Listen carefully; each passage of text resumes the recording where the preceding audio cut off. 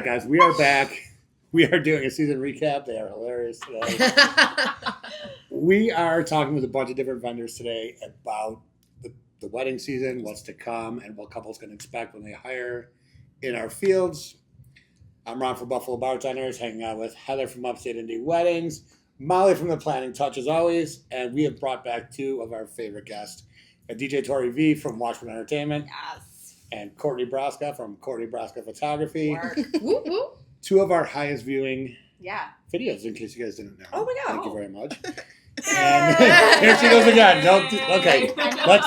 Look at me. Just in the background. Toss. Yeah, so here we are, end of wedding season. How's everybody feeling? Guys, you made it. We made it.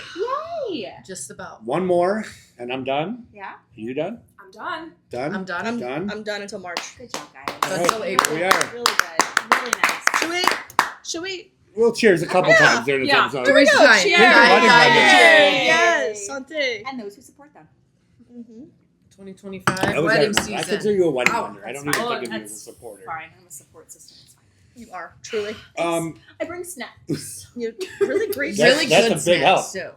Yeah. I feed people. You My- did feed me. That's what I literally fed Physically you. fed me. I did. gotta happen sometimes. Actually, and you know what's great is that I just had an intro call, and it's very often that on my intro calls I actually point them to the Upstate Indie website Thank you so much. because they're number one that they were looking for tarot, Mhm. they were looking for some different Yeah. vendors on there, and I wonder if like maybe we should talk about having drag queens or other services on there. We have a thing happening early next year. Ooh, Little plug. teaser Maybe stay coming tuned. soon, Plug so it, plug we'll talk about that. But I point people to the Upstate Indie website because it is, you're not just getting like, it's like we all have Google fatigue Mhm. because we'll search for something and then get like a bajillion answers. Yeah. So Upstate Indie is very curated, and I feel like it's very quality over like a bunch of quantity. Thank you.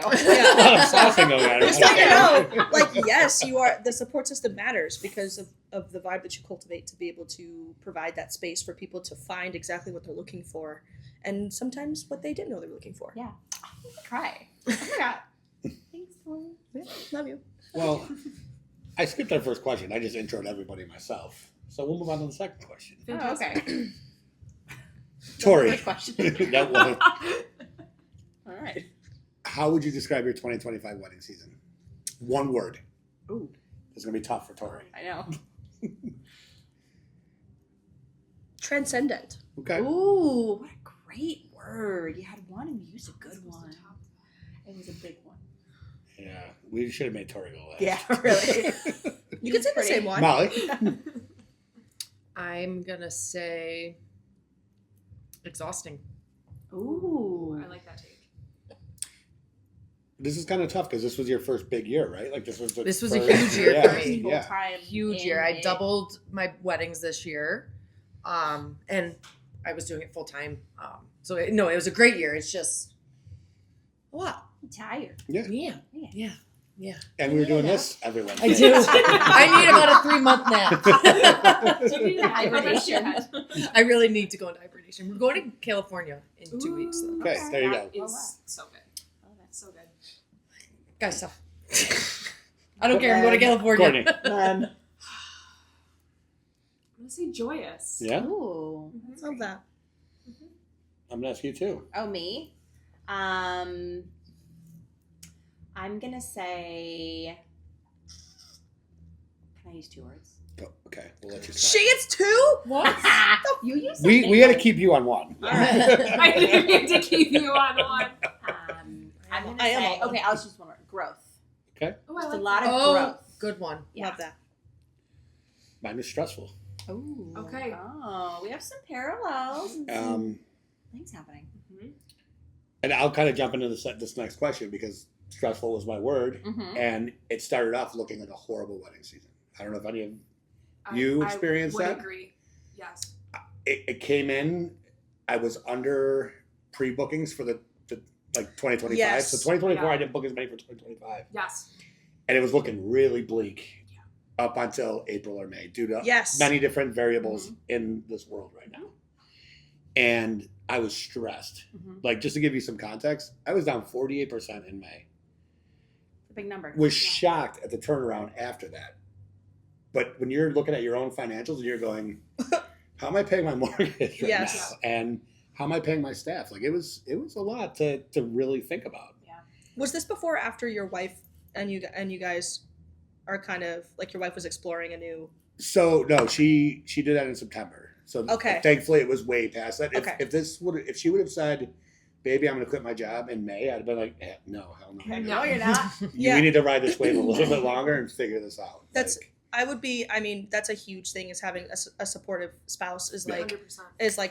she provides that stability that our industry cannot, and I'm Yeah. so grateful for her. I mean, now with her not doing, so she did leave her job in September. Yes. But for me, I have to.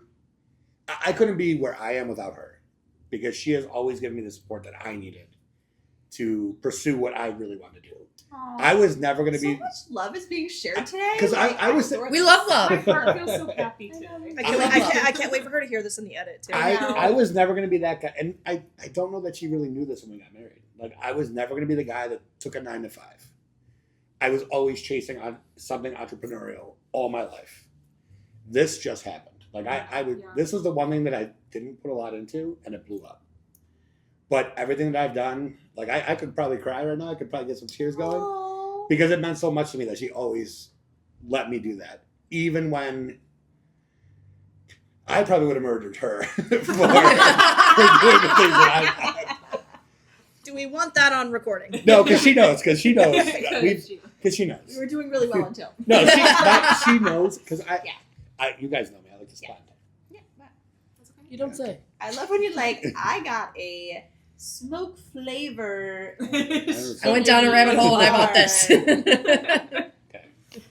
So, how did it start? How did it end?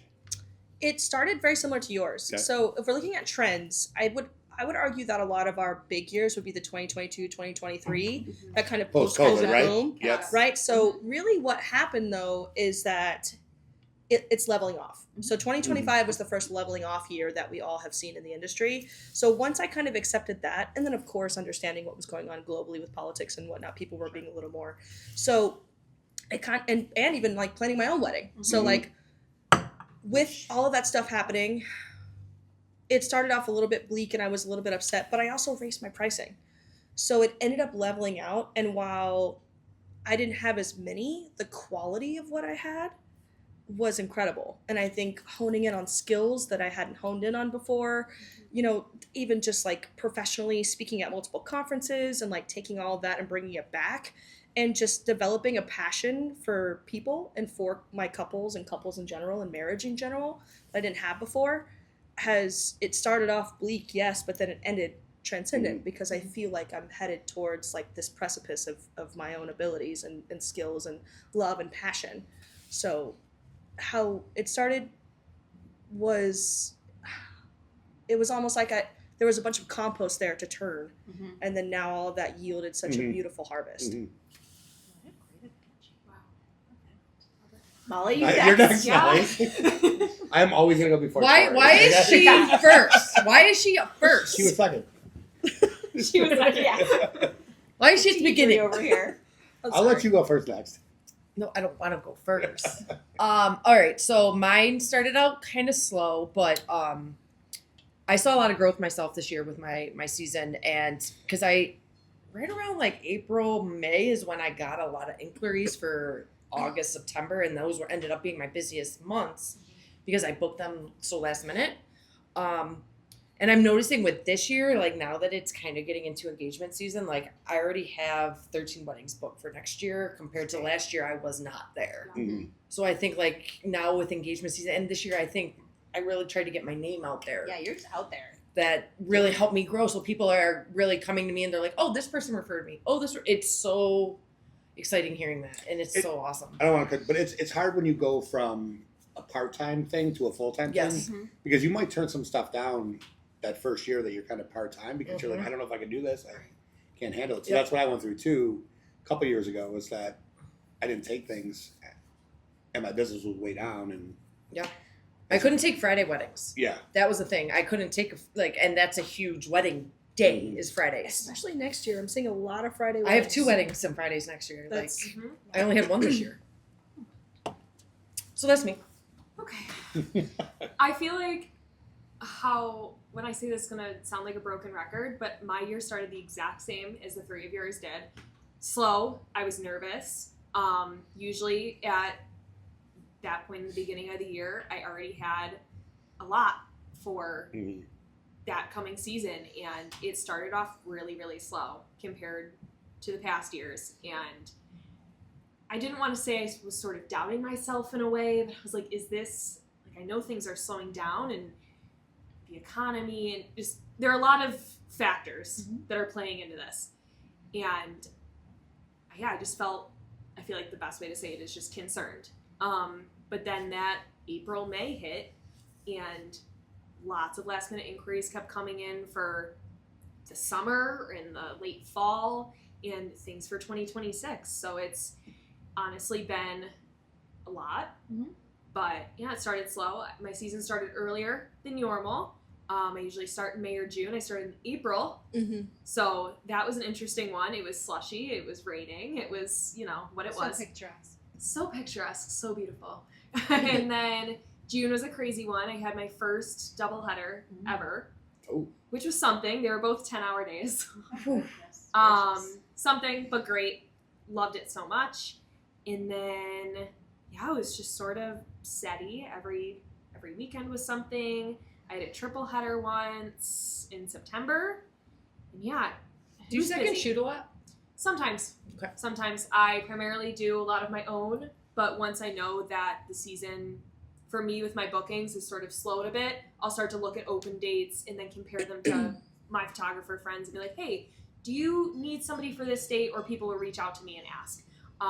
I personally love second shooting also because it gives me that second perspective that, I mean, obviously I love to run and plan and do all the things as the primary photographer, but it's kind of nice to take that back seat and just kind of just be told what to do. Yes, be told what to do, express my creativity a little bit further than I wouldn't be able to under such time constraints. But yeah, other than that, it was just a great season overall, and it's looking good for 2026. Good. So, yeah. Good. It's almost like Tori and Courtney, you got to hear a funny story. We actually did an episode on this We did. in April about the lull of the wedding season. You might notice that episode never It aired. never aired because it was our third episode at a day at Big Ditch, and they were feeding us so much beer. Okay. it was like That's too sad. misleading. It was, We also were. Let's be honest, Patty. I love you, but we couldn't even say no. You have to take some responsibility. I for take that. responsibility. Listen, Okay. Patty, I that's, love what you. That's what Patty would say. We I also drank a asked, lot of let's it. be clear. I Yes. asked for a lot, but when she disappeared and came back with them and didn't tell us she was bringing more, That's when you switch to the NA hay burner. I don't know how to do That's when you. It was a hoodle. What's A hoodle. that. Sounds like Hoodle it was a dash. hoot. It was a hoot. It was a Patty, I do love you, and I'm sorry. Yeah. I'm not just blaming you. I take No, responsibility. I love you. Also, what I'm noticing too is like it feels like a bubble burst for all of us. Yes. It was like we could feel it all, and like Yeah. it just kind of it just like spring. Like it was Yeah. it was a very late start to spring, and once that kind of hit, it seems like we all found our footing, Yes. and Yeah. we're able to sort of get things going and feel that inspiration again, which was nice. I think I have kind of a different perspective just because I see it. I see statistics from the couple side, like how many couples are coming to the shows, how many couples are coming to the website, how many couples are clicking on stuff, and then also from the vendor side, because usually when things are slow and things are scary, the first thing that people are going to pull back on is their marketing budget, like because they have to like insulate a little bit, right? And so I could kind of see the kind of panic that was running through, because that's the first thing that kind of gets a little bit sticky, but then kind of seeing everybody be like coming back to the marketing component of it because things were starting to get a little bit back to normal. But then looking at the couples, my couples coming to shows were up 50% over last year. Wow. amazing. So that was incredible. But also we ask couples when they register for the shows, like, when is your wedding date? Mhm. And we're seeing people coming to the shows and their wedding date is further and further I was and gonna say further out. I Yes. haven't gotten like any 2027 inquiries Yeah. yet. But when I did your wedding show in the spring, I want to say Yeah, April. that's all I heard was 2027 Yeah. inquiries. It was a huge percentage. And so I think more couples they're starting their research process so much earlier. I agree. They're being very careful with their dollars. They're spending more time researching. Their engagements are a little bit longer than they had been traditionally, and they're holding on a little bit more because they want to make the right decision. We're definitely seeing people have a longer engagement. We're seeing people plan a lot more. They're being so much more thoughtful about like who they're actually going to book and which vendor suits me best, and like doing all the research and going to the shows and doing all the things. And then I think, because of the macro economy that we're kind of living in, they were like, we don't want to spend any of our dollars yet. We're really nervous and scared about what's going to happen. Yeah. And then so all this flood of inquiries came much more close to the wedding date than it ever had before. And I think with that and having those longer engagements, people are being a lot more picky and choosy with their vendors, like you were saying, whether that be because of budget or because they really truly want to get to know us, which I personally think is the best thing, because for a position like I'm in, I'm with you for months, if not years, depending on how early you book. Yeah. And I mean, I'm stuck with you all day long. You need to vibe with me. You need to like me. You gotta let me do what I need to do. I think that's really important, because I think that it can be discouraging when you go to like a wedding show or you put all this time and effort and energy into marketing, or even if you're doing your own like paid social ads or you're doing whatever you're doing, and then you're not seeing that immediate return. Yeah. I think that's just like the way that it kind of is now. And so that kind of that consideration period is just longer, and so you do have to kind of just like keep showing up in different ways and keep in touch with them. So like, you know, your leads list that you get after the show, like keep once a month or once every two, whatever their wedding date is at the appropriate times, like just keep in front of them. I had people who DM me like almost a full year after a show, and they were like, hey, we saw XYZ vendor. I don't remember their name, but we remember we really liked them, and now we're ready to book. Can you remind me what their name was? And I was like, yup, bloop, go ahead. You know, so it's a patience game for sure now. But I definitely see that like that potential frustration and that concern that a lot of people can have. And I'm doing a lot of follow-ups this year too. I feel like in past years, it's been a lot of people wanting to, you know, they quickly book and things like that, but I feel like it's been a longer time now from the inquiry form lead coming through to the official booking, and they want to hop on one or two actual phone calls or meetings, or they want to look through full galleries, or they want to just check out your social media a little bit more, see what your personality is like, or see other testimonials, just really get to know what they're, I don't want to say getting themselves into, but they just want to know that true experience. But I've noticed that I've had to do a lot more follow-ups than normal of just being like, hey, are you still considering booking? Would you like to hop on another call? Are there any questions that I can answer for you more so? I've been doing that too, like more than I have in the past. And actually, when I first started doing it, I booked the first 2 weddings that I followed up with. It was like kind the of follow-ups like, make a huge whoa. difference. Yeah. Like, why wasn't I doing this before? It's showing that you're invested, right? No one else, like everyone's got stuff to do. How many times do you actually need to like do something in your life? You're like, I don't have time or bandwidth or capacity or space to do it. But then once somebody comes back to you and like, hey, that thing you wanted to do, do you want to do that? You're like, oh yeah, I do have to do that. You know what? Thank you for following. Thank you. I say, that's what they say. They're like, thanks for the follow up. Thank you. That's like a couple things to kind of sort of spin off here. Number one, I think with the economy, it's sometimes some of us have to change our structure too with booking, where there's a strategy with it, right? If you have a smaller booking fee, right, you're able to tell them like, hey, you're going to be, this is broken down over the course of like a year. Yes. It's not like you're paying this like all right now. So people who have the 50% booking fee up front, people who have the high end booking fees up front, I think they're probably going to see a little bit of pushback on that, because people want to make the investment, the smart investment, and or at least make some of it refundable, right? The other side of that too is just having to do with the conversations, right? And people ghosting. And I used to get offended by it, but I reached this sort of pinnacle one day where I was like, wait a minute, I think people just forget they have ADHD, like you said. And I think people also get a little bit of shame because they don't know how to say no, and they don't know. and then it's uncomfortable to not be able to afford something, Right. or you don't want to hurt someone's feelings because you like them. And even as someone, I've had to tell people no because I can't afford them, and I'm a vendor, and I'm like, I get it, this is so hard. So I'm excited to see how we've all adapted and how that moves forward for the quality of the couples coming in and being able to sort of like meet them. I feel like as an industry, we've gotten better at meeting people where they are and taking them where they need to be from like the back end to the front end, which is cool. Yeah.